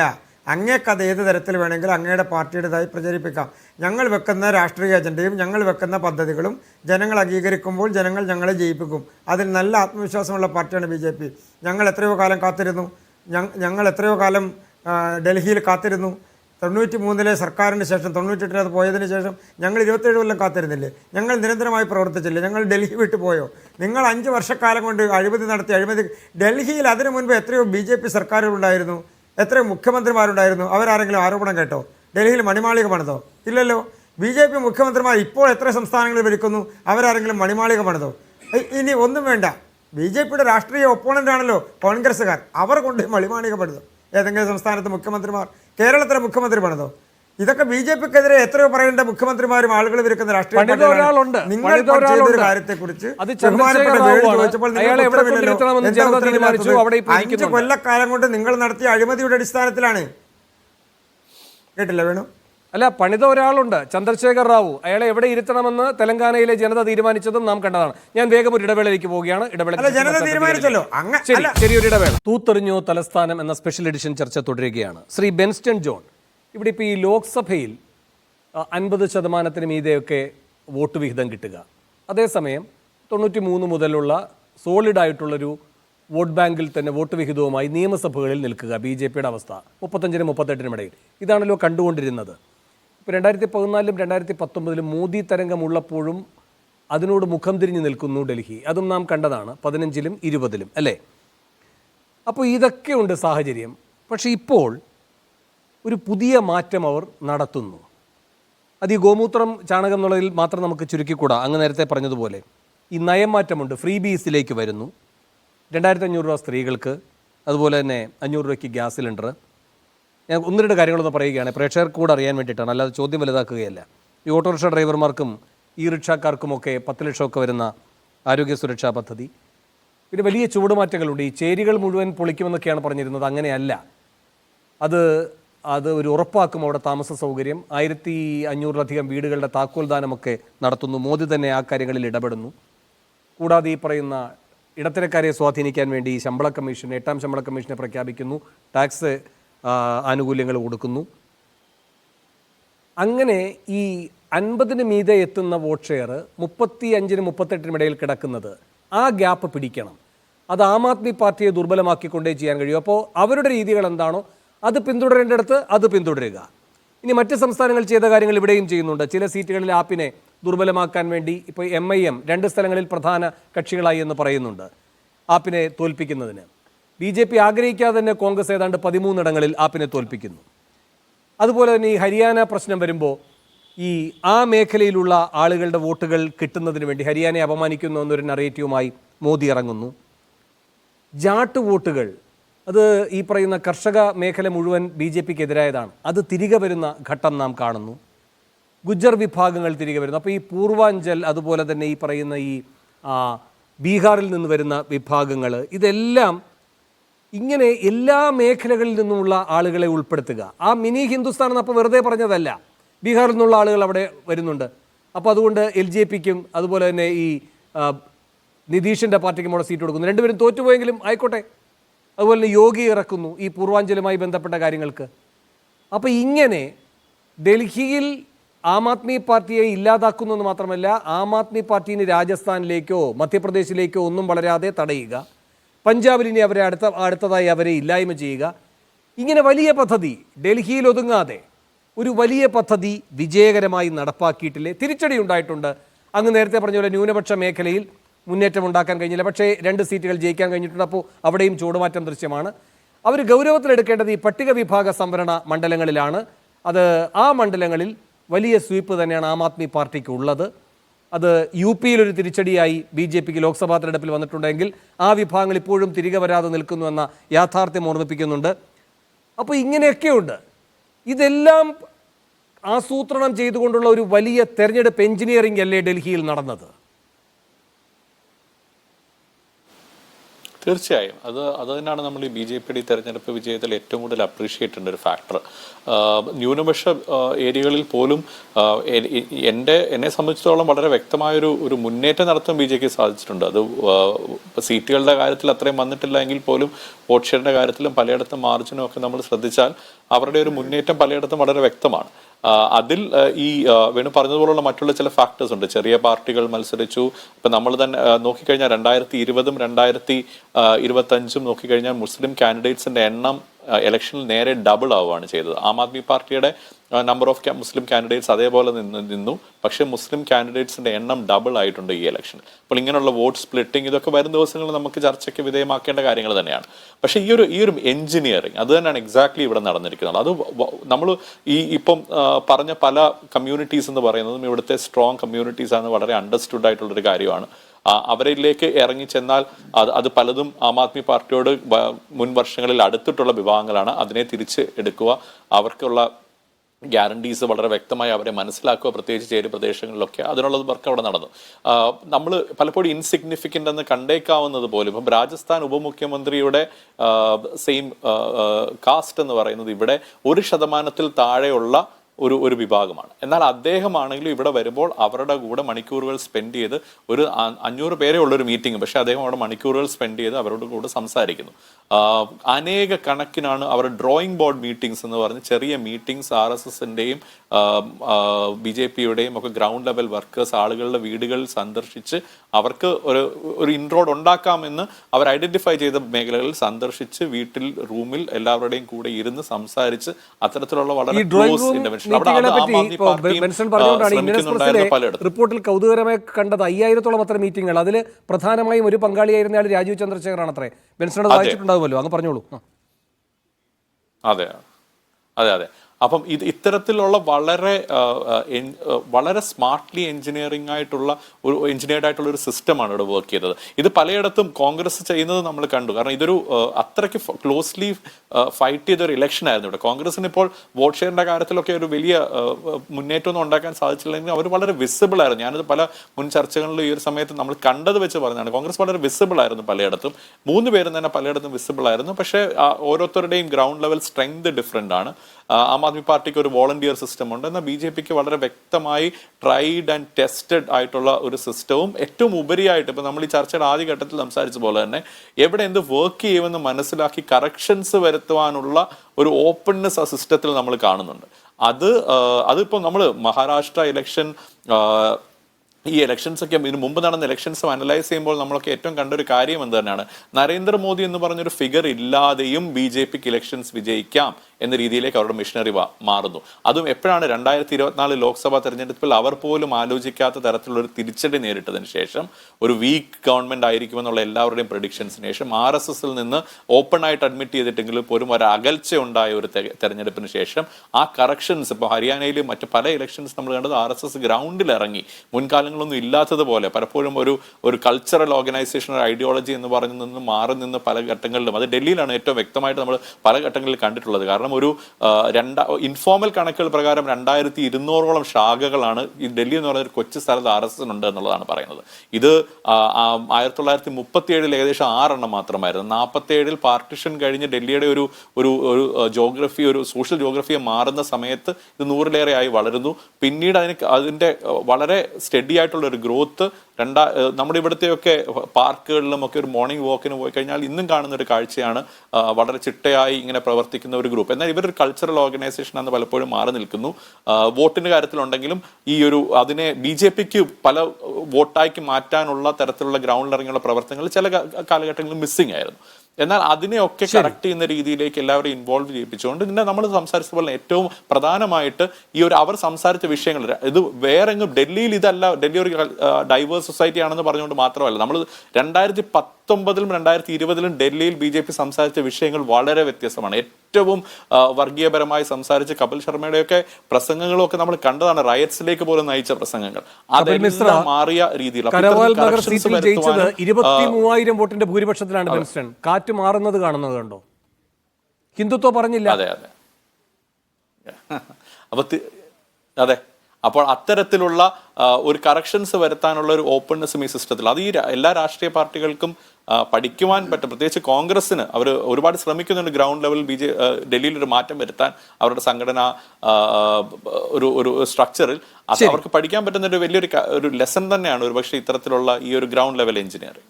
ശരി, ശ്രീ രാജു പി നായർ, ഇവിടെ കോൺഗ്രസ് പറയുകയുണ്ടായി, ഞങ്ങൾ ആദ്യം സഖ്യത്തിന് തയ്യാറായിരുന്നു, പക്ഷേ കേജ്രിവാൾ ഏകപക്ഷീയമായി അങ്ങ് പ്രഖ്യാപിക്കുകയാണ് അവരൊറ്റയ്ക്കാണ് മത്സരിക്കുക എന്ന്. 70 സീറ്റിലേക്ക് സ്ഥാനാർത്ഥികളെ പ്രഖ്യാപിച്ചു, പിന്നെ മറ്റെന്ത് ചെയ്യാൻ കഴിയുമായിരുന്നു എന്ന്. അങ്ങനെ അല്ലാതെ തന്നെ ഡൽഹി ഘടകത്തിൻ്റെ ഒരു അഭിപ്രായം മുൻപ് തൊട്ടേ ഉണ്ട്, ഒറ്റയ്ക്ക് തന്നെ നീങ്ങണം എന്ന്. കാരണം നിങ്ങളുടെ വോട്ട് ഷെയറാണ് ഇവരടിച്ചുകൊണ്ട് പോയത്. അപ്പോൾ ആപ്പിനെ ദുർബലപ്പെടുത്തിക്കൊണ്ടേ നിങ്ങൾക്ക് മുന്നേറാൻ കഴിയുള്ളൂ. അത് ശരിയായൊരു രാഷ്ട്രീയ നിലപാട് തന്നെയാണ്. പക്ഷേ അതിൻ്റെ കടക്കൽ കത്തിവെക്കുന്ന ഒരു നീക്കം ഇന്നത്തെ മോദിയുടെ പ്രസംഗത്തിലുണ്ട്. അത് ശ്രീ രാജു ശ്രദ്ധിച്ചു കാണും. 2014 മുതൽ 5 വർഷം കോൺഗ്രസ് ശ്രമിച്ചു ഹിന്ദു ആകാൻ. അങ്ങനെ BJPയുടെ വോട്ട് ഷെയർ പിടിക്കാമെന്ന് വിചാരിച്ചു, നടന്നില്ല. അതിനുശേഷം ഇപ്പോൾ ഈ ഇന്ത്യ സഖ്യത്തിൽ ഓരോരുത്തരെയായി കാർന്നു തിന്നുകയാണ് കോൺഗ്രസ്. എന്നിട്ട് ചൂണ്ടിയത് എവിടേക്കാണെന്നറിയാമോ? RJDയിലേക്കാണ്. അടുത്ത ഒക്ടോബറിൽ ബീഹാറിൽ തിരഞ്ഞെടുപ്പ് നടക്കാൻ പോവുകയാണ്. അവിടെ നിങ്ങളുടെ നീക്കങ്ങളെ തടയുക എന്ന കൃത്യമായ ലാക്കോടെയാണ് ആ പരാമർശം. എങ്ങനെ ഈ SP-യുടെ കാര്യം പറയുന്നു, RJDയുടെ കാര്യം പറയുന്നു, ഇങ്ങനെ ഓരോരോ സംസ്ഥാനങ്ങൾ എടുത്തു പറയുകയാണ്. മഹാരാഷ്ട്രയുടെ കാര്യം പറയുന്നു, കശ്മീരിൻ്റെ കാര്യം പറയുന്നു. അപ്പോൾ കൃത്യമായി നിങ്ങളെ ഇല്ലാതാക്കുക എന്ന ഒരു നീക്കം, ഒരു ലക്ഷ്യം കൃത്യമായൊരു രാഷ്ട്രീയം എന്ന നിലയിൽ മുന്നോട്ട് വയ്ക്കുന്ന പ്രസംഗമായിരുന്നില്ലേ മോദിയുടേത്? നിങ്ങൾ സ്വന്തം മണ്ണ് വീണ്ടെടുക്കാൻ ശ്രമിച്ചപ്പോൾ 13 ഇടങ്ങളിൽ അത് ആപ്പിൻ്റെ വീഴ്ചയ്ക്കാണ് കാരണമായത് എങ്കിൽ ഈ MIM-നെയൊക്കെ നിങ്ങൾ കുറ്റപ്പെടുത്താറുണ്ടല്ലോ പല നിർണായക ഘട്ടങ്ങളിലും. അതേ റോൾ തന്നെ നിങ്ങൾ ഇവിടെ വഹിച്ചു എന്ന ഒരു ദുരവസ്ഥയില്ലേ കോൺഗ്രസിന് ഡൽഹിയിൽ? ഒന്ന്, മോദിയുടെ പ്രസംഗത്തിനെ സംബന്ധിച്ചിടത്തോളം അത്രമാത്രം ഒന്നും ആധികാരികതയിലൂടെ ചർച്ച ചെയ്യാനായിട്ട് ഞാൻ തയ്യാറല്ല. കാരണം പലപ്പോഴും സാഹചര്യങ്ങൾക്കനുസരിച്ച് അപ്പോഴത്തെ രാഷ്ട്രീയ എതിരാളികളെ ആരെയാണോ ഒതുക്കേണ്ടത് അല്ലെങ്കിൽ അവരെ ഡിസ്ക്രെഡിറ്റ് ചെയ്യേണ്ടത്. അതിനനുസരിച്ച് വാക്കുകൾ മാറിയും തിരിഞ്ഞും എല്ലാം ഉപയോഗിക്കുന്നത്. ഓരോ പ്രസംഗവും അദ്ദേഹത്തിൻ്റെ പരസ്പര വിരുദ്ധമായിരിക്കും പ്രസ്താവന. അതുകൊണ്ട് അത് രാഷ്ട്രീയമായ ഗിമ്പിക്കാണ്. അത് വർക്ക് ചെയ്യുന്നുണ്ടോ എന്ന് വെച്ചാൽ ഏറെക്കുറെ വർക്ക് ചെയ്യുന്നുണ്ട്, ഇല്ലാതൊന്നും ഞാൻ പറയില്ല, അതവിടെ നിൽക്കട്ടെ. രണ്ടാമത്തെ കാര്യം, ഇവിടെ രാഷ്ട്രീയ നിരീക്ഷകൻ ഉൾപ്പെടെ സൂചിപ്പിച്ച BJPയുടെ ഡൽഹിയിലെ വലിയ ഒരു സ്വാധീനത്തിലേക്കോ അതല്ലെങ്കിൽ BJPയുടെ ഇലക്ഷൻ എഞ്ചിനീയറിംഗിലെ വിജയത്തിലേക്കോ ഒന്നും ഞാൻ കൂടുതലായിട്ട് വിശ്വസിക്കുന്നില്ല. അവിടെ ഏറ്റവും ആത്യന്തികമായിട്ടുള്ള പ്രശ്നം എന്തായിരുന്നു വെച്ചാൽ, ഡൽഹിയിൽ കഴിഞ്ഞ 3 തെരഞ്ഞെടുപ്പിൽ ആം ആദ്മി പാർട്ടി അരവിന്ദ് കെജ്രിവാളും മുന്നോട്ട് വെച്ച ഒരു മാറ്റത്തിൻ്റെ സിദ്ധാന്തത്തെ ജനങ്ങൾ അംഗീകരിച്ചതാണ്. നമ്മളൊന്ന് ആലോചിച്ച് നോക്കണം വേണു. ഒന്നാമത്തെ തെരഞ്ഞെടുപ്പിലും രണ്ടാമത്തെ തെരഞ്ഞെടുപ്പിലും മത്സരിക്കുന്ന സ്ഥാനാർത്ഥികൾ ആരാണെന്ന് പോലും അറിയില്ലായിരുന്നു. മാധ്യമങ്ങൾക്കറിയില്ലായിരുന്നു, ജനങ്ങൾക്കറിയില്ലായിരുന്നു. ചൂല് എന്നുള്ളൊരു ചിഹ്നവും ആം ആദ്മി പാർട്ടി എന്നുള്ള അരവിന്ദ് കെജ്രിവാളിന്റെ ചിത്രവും മാത്രം നോക്കി വോട്ട് ചെയ്തവരാണ് ഡൽഹിയിലെ ജനങ്ങൾ. ഒന്ന് ആലോചിച്ച് നോക്കണം. അരവിന്ദ് കെജ്രിവാൾ മാത്രമായിരുന്നു അവരുടെ മുന്നിലുള്ളത്. ഇന്ന് 3 തെരഞ്ഞെടുപ്പ് കഴിയുമ്പോൾ മറ്റുള്ള സ്ഥാനാർത്ഥികൾ പലരും ജയിച്ചു. ആം ആദ്മി പാർട്ടിയുടെ മുഖമായിരുന്ന കേജ്രിവാൾ തോറ്റു എന്ന് പറയുമ്പോൾ എത്രമാത്രം അരവിന്ദ് കെജ്രിവാൾ എന്ന് പറയുന്ന വ്യക്തിയോടും ആ പ്രസ്ഥാനത്തോടും ജനങ്ങൾക്ക് വിശ്വാസ നഷ്ടം ഉണ്ടായി എന്നുള്ളതാണ് പ്രധാനം. അവിടെ ഉണ്ടായ രാഷ്ട്രീയ ധ്രുവീകരണത്തിൽ കോൺഗ്രസ് ജയിക്കാൻ സാധ്യതയില്ല എന്ന് ജനങ്ങൾക്ക് തോന്നിയെടുത്ത് ആം ആദ്മി പാർട്ടി തോൽക്കണം എന്നുള്ള തീരുമാനം BJPക്ക് അനുകൂലമായി മാറി എന്ന് വിശ്വസിക്കാനാണ് ഞാൻ താല്പര്യപ്പെടുന്നത്. കണക്കുകളും ഒരുപക്ഷെ നേതാക്കന്മാർക്ക് നേരിട്ട തിരിച്ചടികളും എല്ലാം നോക്കുമ്പോൾ അതിലേക്ക് തന്നെയാണ് വിരൽ ചൂണ്ടുന്നത്. പിന്നെ അത് പറയുന്ന കാര്യം നോക്കൂ, ആം ആദ്മി പാർട്ടി കഴിഞ്ഞ 3 രാജു സമയമില്ലാത്തതുകൊണ്ടാണ് വേഗം ആം ആദ്മി പാർട്ടി കഴിഞ്ഞ 3 തെരഞ്ഞെടുപ്പുകളും ഡൽഹിയിൽ നേരിട്ടത് കോൺഗ്രസിനോടൊപ്പമല്ല. കോൺഗ്രസും ആം ആദ്മി പാർട്ടിയും BJPയും തമ്മിലാണ് മത്സരം ഉണ്ടായത്. അങ്ങനെ കോൺഗ്രസിനെ BJP പരാജയപ്പെടുത്തിക്കൊണ്ടാണ് Aam Aadmi party landslide victories നടത്തിയത്. ഇന്ന് കോൺഗ്രസ് ഒപ്പമില്ല എന്ന് പറയുന്നത് തങ്ങളുടെ പരാജയം മറ്റുള്ളവരിലേക്ക് മാറ്റാൻ വേണ്ടിയാണ്. പിന്നെ വേണു സൂചിപ്പിച്ച പോലെ ആം ആദ്മി പാർട്ടിയുടെ ഒരു ശൈലിയുണ്ട്. ആം ആദ്മി പാർട്ടി കോൺഗ്രസിന്റെ സോഷ്യലിസ്റ്റ് വോട്ടുകളെ ലക്ഷ്യമിട്ടാണ് പോകുന്നത്. അതുകൊണ്ട് കോൺഗ്രസ് എവിടെയൊക്കെ ശക്തമാണോ, BJPയും കോൺഗ്രസുമായിട്ട് എവിടെയൊക്കെയാണോ ഏറ്റുമുട്ടുന്നത്, ഗുജറാത്ത് ആണെങ്കിലും ഹരിയാന ആണെങ്കിലും രാജസ്ഥാൻ പോലെയുള്ള മറ്റ് സ്ഥലങ്ങളിലേക്കാണെങ്കിലും ആ സോഷ്യലിസ്റ്റ് വോട്ടുകളെ ലക്ഷ്യമിട്ട് പോവുക എന്നുള്ളതായിരുന്നു അരവിന്ദ് കെജ്രിവാളിന്റെ ശൈലി. അതല്ലാതെ ഒരു BJPയുമായിട്ടുള്ള നേരിട്ടുള്ള പോരാട്ടത്തിന് ഒരിക്കലും കേജ്രിവാൾ തയ്യാറായിട്ടില്ല. അത് അദ്ദേഹത്തിന്റെ ഈ പറയുന്ന ഒരു ഫ്രീലാൻസ് ഐഡിയോളജി കൂടി BJPയെ നേരിടാൻ സാധിക്കുകയുമില്ല. ശരി, ഇപ്പോൾ ഡൽഹിയുടെ കാര്യത്തിനകത്ത് ആം ആദ്മി പാർട്ടി ഇങ്ങനെ കോൺഗ്രസിനെ പഴിക്കുമ്പോൾ കോൺഗ്രസിന് തിരിച്ചും പറയാം ആം ആദ്മി പാർട്ടിയോട്, ഗോവയിൽ നിങ്ങൾ എന്താണ് ചെയ്തത് എന്ന്. സമയം വളരെ കുറവാണ്, ഓരോ മിനിറ്റ് വീതം തരികയാണ്, അപ്പോഴും സമയം കടന്നു പോകും. അതുകൊണ്ട് ശ്രീ കൃഷ്ണദാസും ശ്രീ ബേസിലും സഹകരിക്കണം. ശ്രീ കൃഷ്ണദാസ്, ഇനി എന്തൊക്കെ പറഞ്ഞാലും ഈ ശ്രീ രാജു ചൂണ്ടിക്കാട്ടുന്നൊരു കാര്യമുണ്ട്. ഇതൊരു വലിയ ഭരണവിരുദ്ധ തരംഗം, കേജ്രിവാളൊക്കെ തോറ്റു എന്നൊക്കെ പറയുമ്പോഴും ശക്തമായ പ്രതിപക്ഷം വേണമെന്ന സന്ദേശമുണ്ട്. കാരണം 22 സീറ്റാണ് BJPക്ക്, ആപ്പിന് ഉള്ളത് ഏറ്റവും ഒടുവിലത്തെ കണക്ക് പ്രകാരം. 2008 ഇതിനു മുൻപ് ശക്തമായ ഒരു പ്രതിപക്ഷം ഉണ്ടായിട്ടുള്ളത്. അത് BJP പ്രതിപക്ഷമായിരിക്കുമ്പോഴാണ് സീറ്റ് 23. മോശമല്ല അതുകൊണ്ട് ആപ്പിന്റെ പ്രകടനം. ചുരുക്കി ശ്രീ കൃഷ്ണദാസ്. അല്ല, ആപ്പിൻ്റെ പ്രകടനം മോശമാണ് എന്നുള്ള അഭിപ്രായം ഞങ്ങൾക്കില്ല. പക്ഷേ അതേസമയം തന്നെ BJP മുന്നോട്ട് വെച്ച ഒരു രാഷ്ട്രീയത്തോടും ശ്രീ നരേന്ദ്രമോദിയുടെ നേതൃത്വത്തിൽ, പ്രധാനമന്ത്രിയുടെ നേതൃത്വത്തിൽ നടന്നിട്ടുള്ള പ്രവർത്തനങ്ങളും അതോടൊപ്പം തന്നെ കേന്ദ്ര ഗവൺമെൻറ് അനുവർത്തിച്ചു വരുന്ന വികസന പദ്ധതികളും ക്ഷേമ പ്രവർത്തനങ്ങളും അതെല്ലാം ജനങ്ങൾ അംഗീകരിച്ചിട്ടുണ്ട്. ഒപ്പം തന്നെ ആം ആദ്മി പാർട്ടി നടത്തിയിട്ടുള്ള അഴിമതിയും ജനം കണ്ടിട്ടുണ്ട്.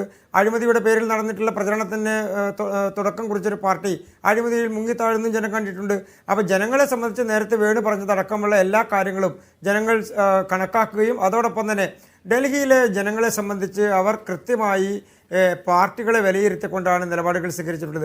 കോൺഗ്രസിന് ഏതെങ്കിലും തരത്തിൽ കോൺഗ്രസിൻ്റെ വോട്ട് ഷെയർ കൊണ്ട് ആം ആദ്മി പാർട്ടിക്ക് എന്തെങ്കിലും പരാജയം ഉണ്ടായി എന്ന് ഈ തെരഞ്ഞെടുപ്പിൽ വിലയിരുത്തേണ്ട സാഹചര്യം ഉണ്ട് എന്ന് എനിക്ക് തോന്നുന്നില്ല. അതിന്റെ പ്രധാനപ്പെട്ട കാരണം കോൺഗ്രസ് ഒരു മണ്ഡലത്തിലും അങ്ങനെ ഒരു നിർണായക ശക്തിയായി ഉണ്ടായിരുന്നില്ല എന്നുള്ളതാണ്. അല്ല, എന്താന്ന് വെച്ചാൽ അങ്ങേക്കറിയാമല്ലോ, ചില കണക്കുകൾ വരുമ്പോൾ ഈ പറയുന്ന എങ്ങനെയാണോ നിങ്ങളുടെ വിജയത്തിന്റെ മാർജിൻ അതിനേക്കാൾ കൂടുതൽ വോട്ട് കോൺഗ്രസ് സ്ഥാനാർത്ഥി നേടിയിട്ടുണ്ട്. അങ്ങനെ 13ഓളം മണ്ഡലങ്ങളുണ്ട്, 2 MIM ഉണ്ട്. അതുകൊണ്ടാണ് ആ കാര്യം പറയുന്നത്. അല്ലാതെ ഇവരെവിടെയും ലീഡ് ചെയ്തത് കൊണ്ടല്ല. ശ്രീ വേണു, തെരഞ്ഞെടുപ്പിൽ ആ എല്ലാ പാർട്ടികളും മത്സരിക്കുന്നത് അവരവരുടെ നിലപാടുകൾ പറയാനാണല്ലോ. അതിൽ ഇതൊക്കെ ശരിയാണ്, പക്ഷേ അർത്ഥമില്ല. ഇതൊക്കെ ശരിയാണ്. പക്ഷേ BJP ഇത്തരം കാര്യങ്ങളൊക്കെ പയറ്റുന്നതാണല്ലോ. അവിടെ ഇതിപ്പോ BJP ആഗ്രഹിക്കാതെ തന്നെ കോൺഗ്രസ് BJPക്ക് വേണ്ടി പയറ്റിയെന്ന വിമർശനമാണ് വരുന്നത്. അതുകൊണ്ടാണ് അത്തരം കണക്കുകൾ ചൂണ്ടിക്കാട്ടുന്നത് ഈ ചർച്ചയിൽ. അഡ്വക്കേറ്റ് ബേസിൽ ജോൺ, ഇവിടെ നേരത്തെ ചർച്ച ചെയ്യപ്പെട്ട കാര്യങ്ങൾ കേട്ടല്ലോ, ബെൻസ്റ്റണും പറഞ്ഞത് കേട്ടല്ലോ. അപ്പോൾ ഗോമൂത്രവും ചാണകവും മാത്രമല്ല അവിടെ BJP പരീക്ഷിച്ചത് എന്ന് വെച്ചാൽ അത് കൈവിട്ടിട്ട് മറ്റ് നിങ്ങളുടെ ഒരു മിനിയേച്ചറിലേക്കല്ല അവർ പോയത്. വളരെ സൂക്ഷ്മമായ തെരഞ്ഞെടുപ്പ് എഞ്ചിനീയറിംഗ് തന്നെയായിരുന്നു അവിടെ എന്നതാണ്.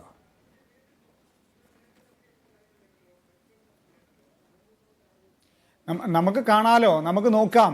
കാരണം ഇവർ 27 വർഷം വെയിറ്റ് ചെയ്യുന്നു, നമ്മൾ 5 വർഷം വെയിറ്റ് ചെയ്യാൻ തയ്യാറാണ്. ഈ ലേലം വിളിക്കും പോലെ തെരഞ്ഞെടുപ്പ് ജയത്തിന് വേണ്ടി ആനുകൂല്യങ്ങളും ക്ഷേമ പ്രവർത്തനങ്ങളും എല്ലാം അല്ലെങ്കിൽ സൗജന്യങ്ങളും എല്ലാം പറഞ്ഞിട്ടുണ്ടല്ലോ.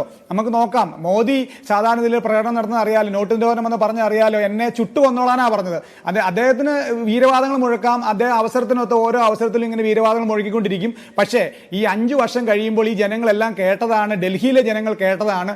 ഡൽഹിയിൽ ഈ പറഞ്ഞിരിക്കുന്ന സൗജന്യങ്ങൾ അല്ലെങ്കിൽ ആളുകൾക്ക് പറഞ്ഞിരിക്കുന്ന ജനക്ഷേമകരമായ പ്രവർത്തനങ്ങൾ കേജ്രിവാൾ കൊണ്ടുവന്ന പ്രവർത്തനങ്ങൾ തുടരുന്നുവോ എന്ന് നമുക്ക് നോക്കിയിരുന്ന് കാണാം. ശരി, എന്തായാലും ഇന്നത്തെ ഡൽഹി ജനവിധി പ്രധാനപ്പെട്ട ഒരു സന്ദേശം നൽകുന്നുണ്ട് കേജ്രിവാളിന്. ഈ ജനവിധിയുടെ ഏറ്റവും വലിയ സന്ദേശം എന്ന് പറയുന്നത് ഡൽഹി ജനതയ്ക്ക് ആം ആദ്മി പാർട്ടിയെ വേണം, അല്ലെങ്കിൽ 22 സീറ്റ് നൽകി ബലവത്തായ ഒരു പ്രതിപക്ഷത്തെ അവിടെ വെക്കില്ലല്ലോ.